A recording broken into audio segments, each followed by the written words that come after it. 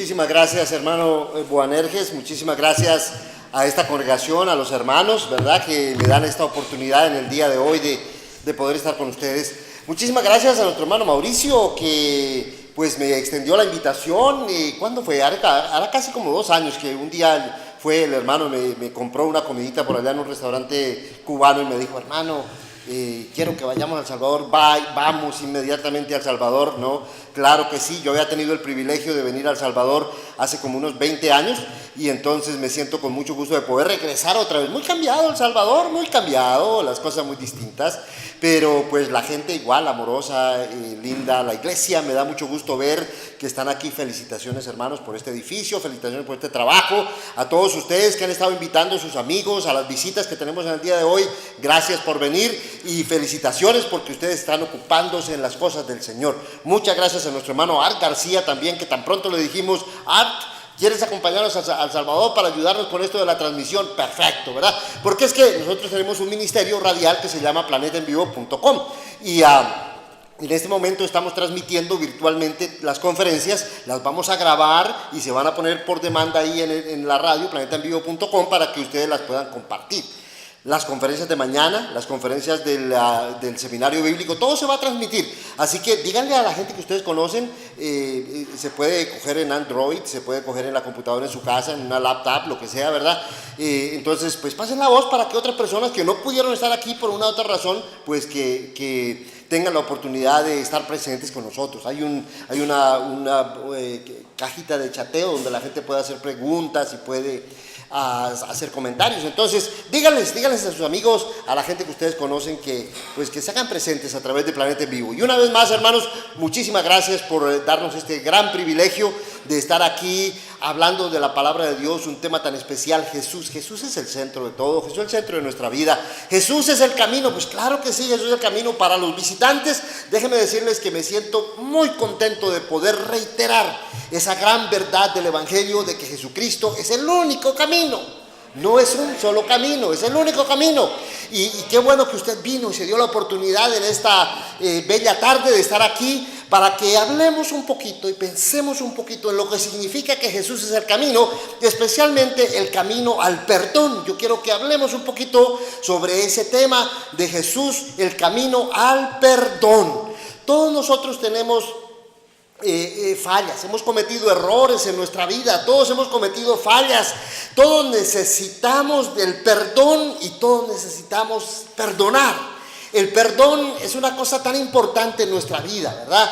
Porque si tú haces una remembranza, si tú dices, hombre, yo en mi vida desde que tengo uso de razón, desde los 3 años, 4 años, 6 años, 10 años, y empiezas a hacer una remembranza, tú te vas a acordar que hubo cosas en tu vida que fueron tremendas fallas, y tú dices, bueno, yo quisiera sentir que soy perdonado. A veces las fallas que cometemos son bastante duras, a veces herimos profundamente a alguna persona, a veces la persona que herimos es una persona que nosotros amamos entrañablemente, y bien sea por negligencia, bien sea por coraje, bien sea por las razones que fueren, herimos a esa persona y nosotros decimos, hombre, yo quisiera que me perdonen. Pero yo quiero a ustedes hablarles en esta ocasión del perdón en un sentido un poquito más amplio. Yo quiero que ustedes me acompañen un poquito para tratar de tener una visión un poquito más panorámica de lo que es el perdón a la luz de las Escrituras. Y para poder entender cómo es que Jesús es el camino al perdón, tenemos que entender cómo es la Biblia. ¿Qué es la Biblia? Algunos de ustedes están aquí porque son visitas y les han dicho, vamos a tener una conferencia sobre la Biblia. Bueno, aquí están. ¿Qué es la Biblia? ¿Qué es para usted la Biblia? Usted es un cristiano y lleva muchos años leyendo la Biblia. ¿Qué es para usted la Biblia? De repente ustedes dicen, pues la Biblia es un libro con una serie de reglamentos. A veces cuando uno va predicando la palabra a la gente, no, hay personas que le dicen, bueno, pero ¿qué me van a prohibir? A mí no me gusta ir a una iglesia porque me van a prohibir cosas. ¿O qué me van a mandar? Y uno piensa que la Biblia es un conjunto de prohibiciones y mandamientos. Pero la Biblia en realidad es mucho más que un conjunto de prohibiciones y mandamientos. La Biblia es una historia preciosa. La Biblia es como una, perdonen que les diga verdad, sin faltarle respeto a la palabra de Dios, la Biblia es como si tú estuvieras leyendo una novela, pero es una novela real, es una novela verdadera, es una novela, pero está narrada la Biblia así, ¿verdad? Donde nos muestra una historia maravillosa que es la historia de Dios. La Biblia es como cuando tú vas a un teatro para ver una película y tienes que ver desde el principio hasta el fin para poder entender la película. Hay películas que no podemos entender. Si entras a la mitad de la película, pues no vas a entender qué está pasando en la película. Si te cuentan el final de la película, pues tampoco tiene sentido. Entonces tienes que saber del principio hasta el final. La Biblia es así. La Biblia es como un drama. La Biblia es una historia. Pero ¿saben por qué es tan especial? Porque es la historia de Dios. Es la historia de Dios tendiéndonos la mano. Es la historia de Dios rescatándonos. La Biblia tiene unos, ¿qué diríamos? Unos 6 capítulos, si tú quieres.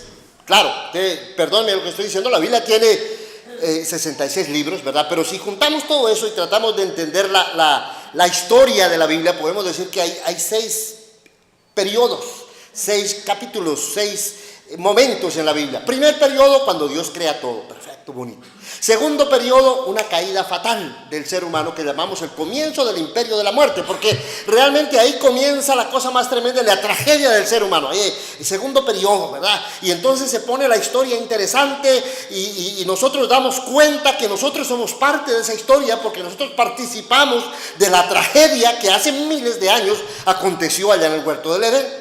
Pero luego vemos que Dios escoge un pueblo, una nación, unas familias para rescatar, para redimir, para tratar de corregir el grave problema y la tragedia de Adán y Eva, ¿no? Y luego vemos más adelante que Dios envía a su Hijo Jesucristo, el que estamos hablando ahorita, el camino. Envía a su Hijo para culminar esa victoria sobre la muerte, sobre el error, ¿verdad? Y finalmente establece la iglesia, que somos nosotros. Y nosotros estamos viviendo en esa penúltima etapa de la historia de Dios. Oiga, ¿usted se ha dado cuenta que nosotros somos parte de esa historia de Dios? La historia continúa, la historia no se ha acabado, la Biblia está terminada, ¿verdad? Pero nos orienta hacia dónde va la historia, las cosas no se han acabado. Jesús va a venir por segunda vez. Por ahora nosotros estamos aquí haciendo historia. Estamos aquí juntamente con Dios, privilegiados de poder participar en su plan de redención. Qué bello, ¿verdad? Eso es lo que estamos haciendo nosotros ahorita aquí. Bueno, para que nosotros entendamos cómo es que Jesús es el perdón, tenemos que empecemos por el principio, ¿verdad? La Biblia, primer capítulo de la Biblia, primer libro de la Biblia, primeras palabras de la Biblia son la creación. Cómo de la nada Dios creó a todo este mundo que nosotros vemos, ¿verdad? Y ustedes pueden leer Génesis capítulo 1, no lo vamos a leer aquí porque ustedes se lo saben de memoria. ¿Cuánto? Bueno, no de memoria, pero sí lo han leído muchas veces, saben que dice Génesis capítulo 1. ¿Alguien que no haya leído Génesis capítulo 1? Todo el mundo ha leído Génesis capítulo 1. ¿Quién ha leído capítulo 1 de Génesis? Uy, 2, 3 personas nomás, no me diga, porque entonces sí lo vamos a tener que leer. ¿Cuántos han leído Génesis capítulo 1? Levanten la mano.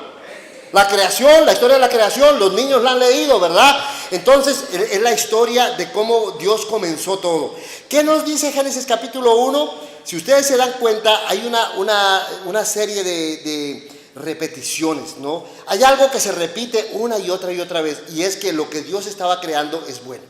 Primero dice que Dios creó los cielos y la tierra. La tierra estaba desordenada y vacía, ¿verdad? Y el Espíritu de Dios se movía sobre la faz de la tierra. Pero luego vino la luz. Dios dijo, sea la luz, y fue la luz. Y Dios vio que la luz era buena. Y sigue hablando Dios y sigue creando, separando el firmamento y creando las aguas y separando la tierra seca, ¿verdad? Y dice Dios, es bueno. Y luego Dios crea los astros y es bueno. Y luego las plantas y los animales y los seres acuáticos. Y cada vez que Dios va creando cosas, dice Dios que todo lo que Él está creando es bueno. Finalmente Dios crea al ser humano, al hombre, a su imagen y semejanza. Y cuando hubo terminado todo lo que Él creó, dice la palabra de Dios que vio Dios que era bueno en gran manera.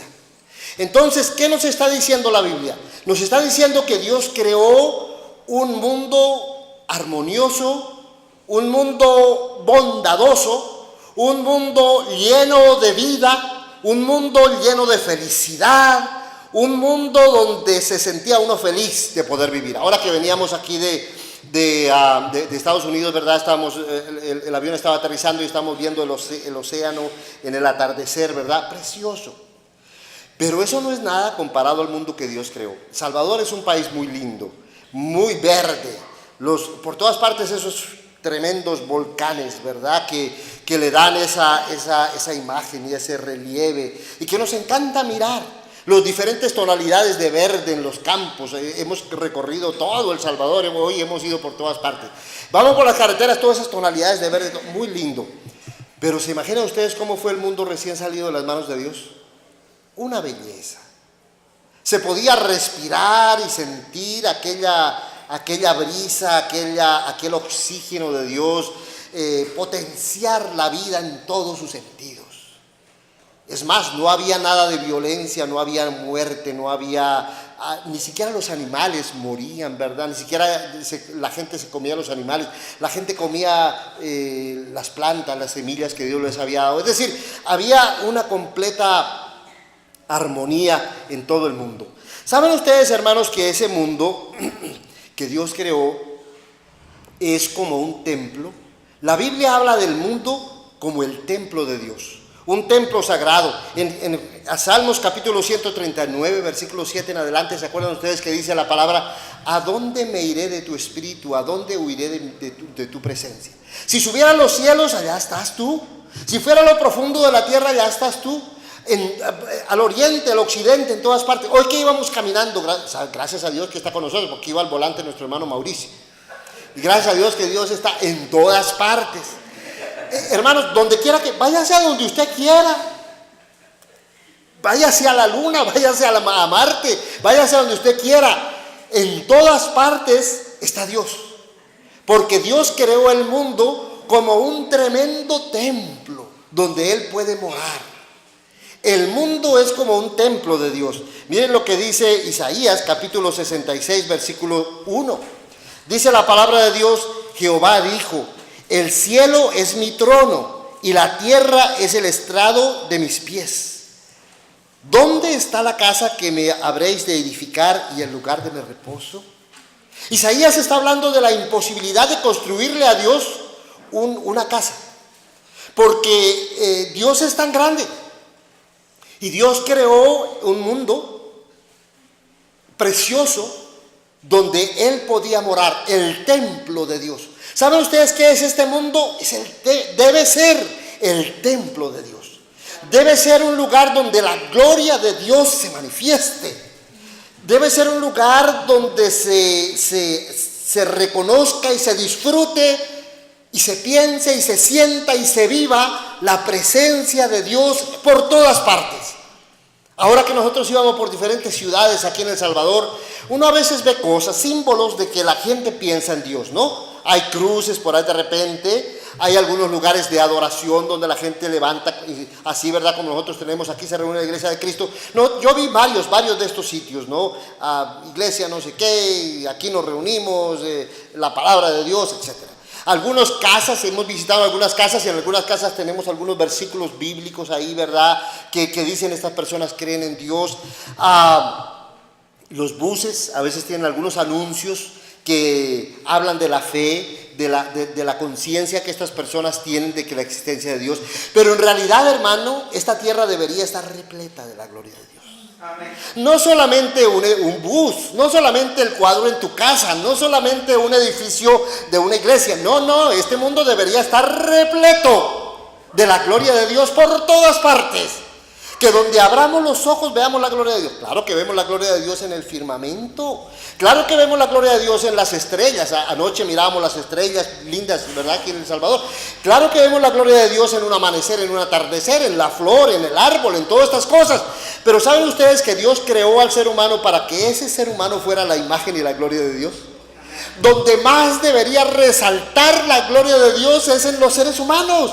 Dios nos creó para que nosotros fuéramos el reflejo de su gloria. Somos imagen de Dios.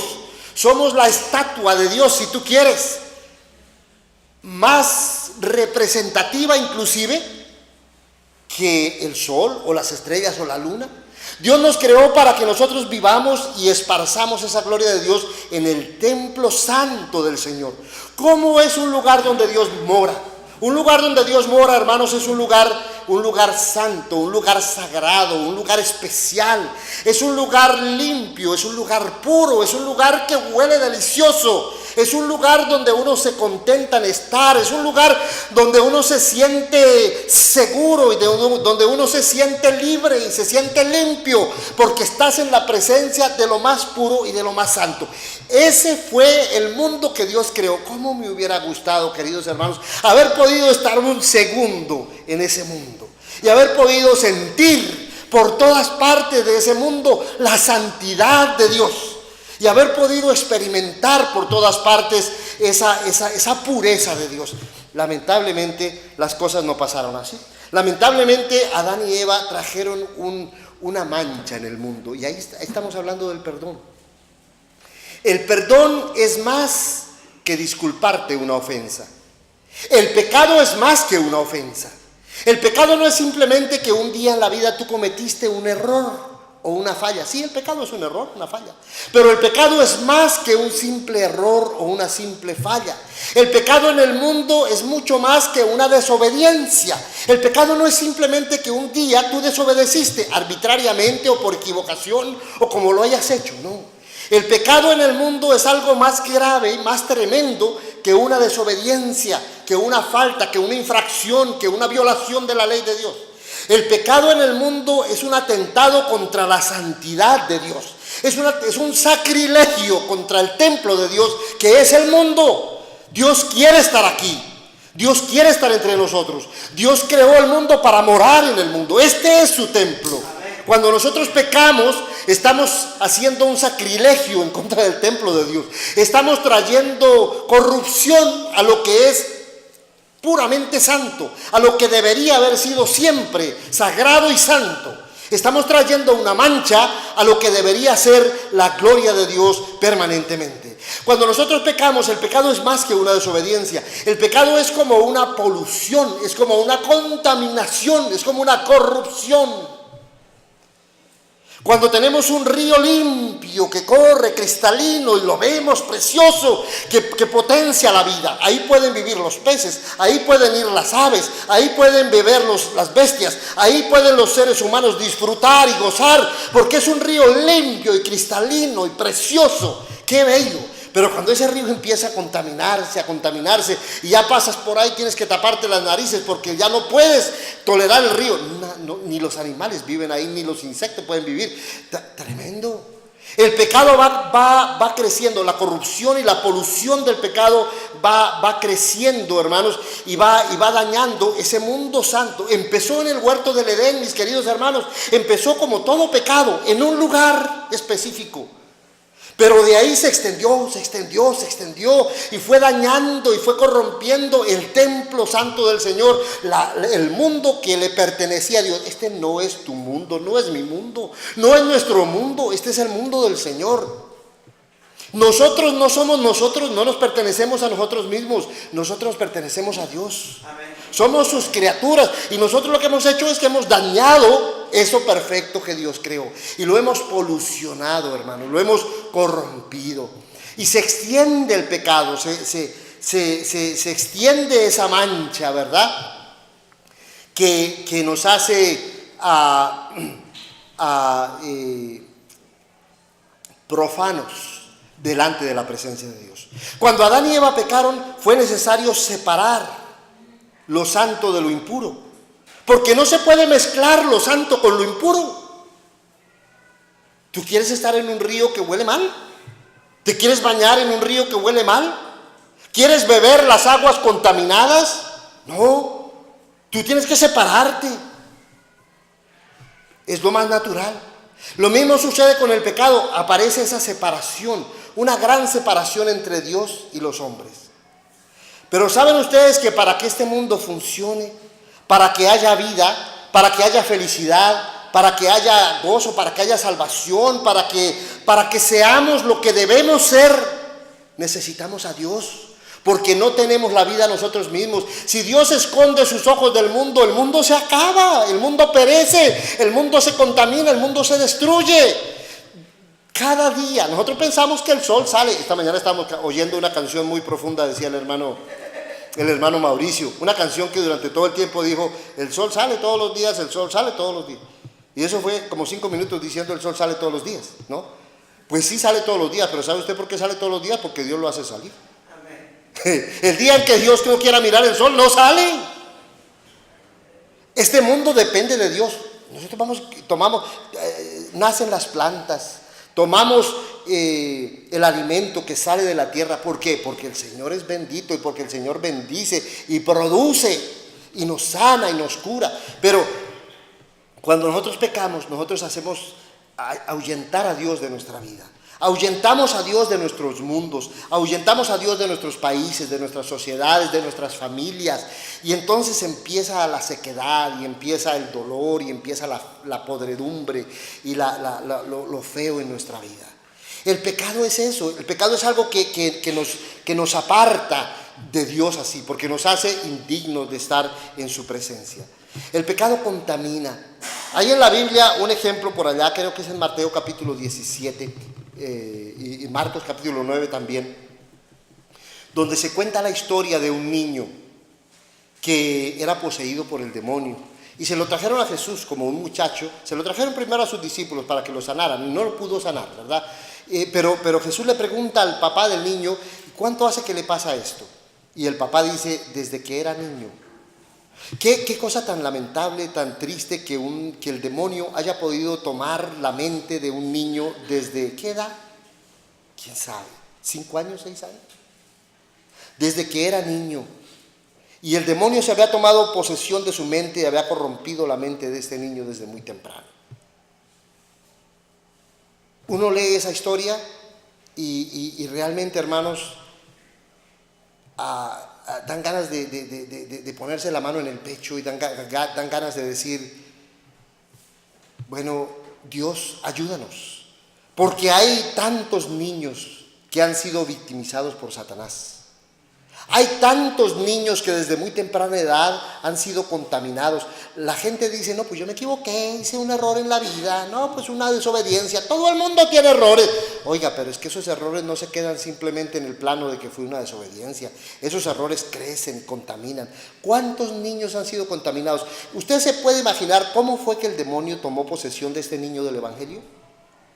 No fue que el demonio de repente llegara a un niño completamente sano para tomar posesión de él así arbitrariamente, no. De alguna manera el demonio encontró cabida en esa familia y en ese niño para tomar posesión del niño y maltratarlo, de alguna manera. El demonio no tiene poder para llegar y tomar posesión de la primera persona que se le ocurre. Hay que abrirle la puerta, hay que darle la oportunidad. ¿Qué le pasó a ese niño? A lo mejor fue un niño que estuvo con padres que estuvieron jugando con la hechicería, tal vez, con la astrología, con las magias, y de esa manera el demonio entró a la mente del niño. O tal vez un niño que fue abusado sexualmente desde chiquito por su papá, por su tío, por un hermano, por su mamá, por una tía, por un amigo. O tal vez fue un niño que fue violentado, que le pegaron violentamente, que le sangraron su espalda, sus piernas. No sabemos. Lo cierto es que el demonio tomó posesión de ese niño. Y hoy en día sí. Hay muchas personas que desde muy pequeñas el diablo ha corrompido, ha dañado su mente. Y ese es el pecado. Yo he querido que ustedes vean el pecado desde este punto de vista así grande, cómo está como un gas que contamina todo el mundo, como una corrupción que daña todas las aguas, que daña la tierra, que daña las familias, que daña los gobiernos, que daña las escuelas, que daña las instituciones, daña las iglesias, daña las familias. Eso es el pecado. Ahora, Jesús es el camino a la salvación. Jesús es el camino al perdón. ¿Por qué? Porque Jesús es, en primer lugar, el que purifica nuestros pecados. Una vez que se ha hecho esta contaminación, mi querido hermano, mi querido amigo, solamente la sangre puede limpiar la contaminación. La contaminación es muerte, la sangre es vida. La contaminación es corrupción, es profanidad, es aislamiento de Dios. La sangre es para limpiar, para satisfacer la ira de Dios, para hacernos puros, para devolvernos esa santidad, pero no solamente a nosotros, sino a lo que nos rodea también, a nuestras iglesias, a nuestras ciudades, para que podamos volver a ver al mundo y verlo con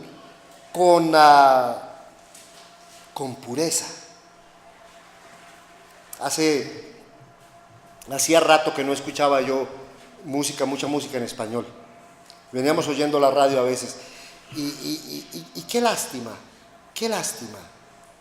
que los hombres cuando ven una jovencita no puedan mirarla con pureza. Qué tragedia que una jovencita no pueda mirar su cuerpo y verlo con pureza.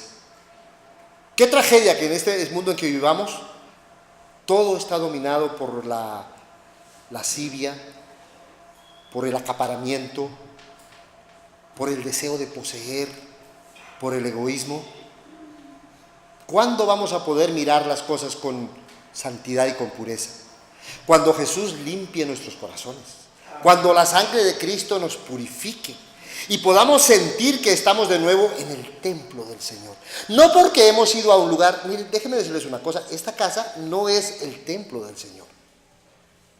El mundo y el cielo y todo lo que existe es el templo del Señor. Nuestro corazón es el templo del Señor. Nuestros cuerpos son el templo del Señor. El día que nosotros podamos sentir que estamos en la presencia de Dios y que somos el templo de Dios, entonces ese día somos purificados, santificados con la sangre de Cristo. ¿Quién más te va a dar el perdón? La sangre de Cristo te limpia, te purifica. Pero la sangre de Cristo también, claro, te justifica, porque el pecado es una ofensa.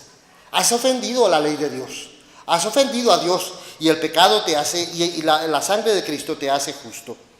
Pero el pecado también hace posible nuestra salvación. Un mundo corrompido, un mundo dañado, mis queridos hermanos, ¿qué le espera? El mundo dañado está bajo el juicio de Dios. Hay un juicio pendiente en el mundo. Dice Malaquías capítulo 4, versículo 1, que el Señor, Dios Todopoderoso, dice: se acerca el día ardiente como un horno, en el que todos los soberbios y los que hacen mal serán como la paja que quema el viento. Como el mundo está corrompido, dice Malaquías, hay un juicio. ¿Qué más podemos esperar? Hay un juicio venidero. Ese es el fin de la historia. El fin de la historia es que las cosas no se van a quedar así. Es que va a venir un juicio. Génesis capítulo 6 nos da una retrospección histórica de lo que pasó. En Génesis capítulo 6 encontramos que después de que en Génesis capítulo 3 Adán y Eva pecaron, el pecado se extendió por todo el mundo. Lo primero que pasa es que Caín y Abel se odian. Dos hermanos se odian. Y Caín mata a Abel. Pero luego sigue la generación de los seres humanos y Génesis capítulo 6 nos dice que la tierra estaba llena de violencia, llena de maldad, que los deseos de los corazones del hombre eran desde el principio malos, que los hijos de Dios veían a las mujeres muy hermosas y las querían poseer, y que las mujeres por supuesto abusaban de su hermosura para seducir. Y toda la tierra estaba corrompida. Dice Jesús, se casaban, se daban al casamiento, hacían todas las cosas. ¿Y qué pasó? Pues que el juicio de Dios no se hizo esperar. Vino un diluvio que destruyó completamente todo el mundo conocido. Solamente fueron salvos Noé y su familia. Así también hoy en día, mis queridos hermanos.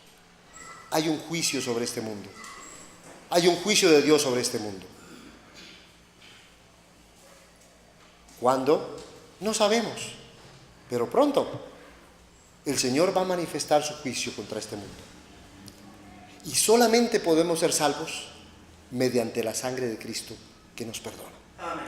Así como Noé y su familia fueron salvos porque obedecieron a Dios, que los miró con gracia, con misericordia, y los quiso rescatar de un mundo que estaba abocado a ahogarse. Así hoy en día el Señor también nos mira con gracia, nos extiende la mano por medio de Jesucristo. Si crees en Cristo, puedes ser salvo por el agua, como dice la palabra de Dios. Noé fue salvo con su familia por medio del agua. Nosotros tenemos un símbolo de ese diluvio, que es el bautismo. Si obedecemos a Cristo a través del bautismo, nosotros podemos escapar de la condenación y de la destrucción segura que está abocada para todo el mundo. Así que en esta tarde, hermanos, para usted que nos visita, mi querido amigo, esta es la invitación. Yo quiero decirle de todo corazón una gran verdad. Nadie en ninguna parte, ninguna religión, ningún hombre, ningún hechicero, ningún médico te puede devolver la pureza del alma. Si tú sientes y sabes, como yo sé, que mi alma ha sido contaminada, corrompida, hay una sola persona que te puede dar esa santidad, y ese es Jesucristo. Y te quiero decir otra cosa. Jesucristo no fue alguien que vivió hace 2000 años, murió en la cruz y anda muy lejos de nosotros. Yo te quiero decir que Jesucristo está hoy aquí, en medio de nosotros. Yo estaré con vosotros todos los días hasta el fin del mundo, dijo Jesucristo. Hoy, aquí está Jesucristo. Y la única manera como tú puedes liberarte de la corrupción, del pecado, la única manera es viniendo de todo corazón a Jesucristo. Es creyendo en Él con todo tu poder, con toda tu mente, con toda tu alma. Es acercándote a Cristo humildemente, sencillamente, abrazándolo en tu mente, en tu corazón, pidiéndole que te perdone, que te limpie, que su sangre penetre tu conciencia, tu mente, y que te haga una nueva persona. No importa si eres una persona adulta, mayor, vieja. No importa si eres un jovencito o una jovencita. No importa si has cometido el pecado hace unos cuantos horas, o si es un pecado muy grande que tú te acuerdas. No importa. La sangre de Cristo puede hacerte completamente limpio de todos tus pecados. Pero no hay otra manera. Tienes que venir a Cristo. Cristo ha venido. Cristo está en todas partes. Cristo está trabajando aquí en El Salvador. ¿Para qué? Para que tú puedas ser, ¿qué? Santo. Para que tú puedas ser puro. Para que eventualmente tú puedas vivir en un cielo y en una nueva tierra donde no hay nada de maldad. Y para que puedas decir, mira, así era como vivían Adán y Eva en el principio. Tú eres cristiano. ¿Qué estás haciendo para que la justicia de Dios crezca? Tú eres un miembro de la iglesia, has sido miembro de la iglesia por muchos años. ¿Qué estás haciendo para que otros sepan esta gran verdad, para que otras personas acepten el evangelio, para que otras personas se comprometan en este trabajo de traer el perdón, la justificación, la santificación de Dios? ¿Te gusta vivir en un mundo corrompido? ¿Te gusta ver cómo la gente cada vez se vuelve más pagana, más indiferente? ¿Te gusta ver que un mundo bello que Dios creó, el templo de Dios, es profanado con sacrilegios todos los días? ¿Te gusta? Si no te gusta, mi querido hermano, toma tu espada, toma tu armadura, toma la palabra. No queda mucho tiempo. Pelea la buena batalla de la fe. Levántate y dile a otros que tenemos que hacer de este mundo el templo de Dios. Porque Dios tiene preparado cielos nuevos y tierra nueva. En ese cielo nuevo y tierra nueva es que yo quiero vivir. Por ese cielo y por esa tierra nueva es que a mí me gusta trabajar. Y te pido a ti, mi querido hermano, amigo que estás aquí, que tú también lo hagas. Si todavía no eres cristiano, si no te has bautizado para el perdón de los pecados, hombre, Levántate, ven. Aquí tenemos agua que está lista. Levántate, ven, bautízate para el perdón de pecados y conviértete en una fuente de purificación. Conviértete tú en una voz que habla pureza y que impone la pureza. Que donde tú vayas, la gente pueda ver a Dios en ti y pueda sentir la presencia de Dios a través de tu vida. Ese es tu compromiso. No caigas en el error de pensar que con ir a una iglesia o a una religión, que con ir a cumplir con unos deberes religiosos, vas a alcanzar la salvación. Vive la vida cristiana. Vive la pureza de Dios. Siente a Dios, siente la presencia de Dios. Lo mejor que puede pasar en nuestra vida es la presencia de Dios. Querido hermano y amigo, Génesis capítulo 1, versículo 2. Dijo Dios, sea la luz. Y en la oscuridad completa brilló la luz. ¿Cuál luz? La luz de la presencia de Dios. Dios es luz. Jesucristo era la vida y la luz de los hombres. Y brilló la presencia de Jesucristo en esa oscuridad y en ese frío en el primer día.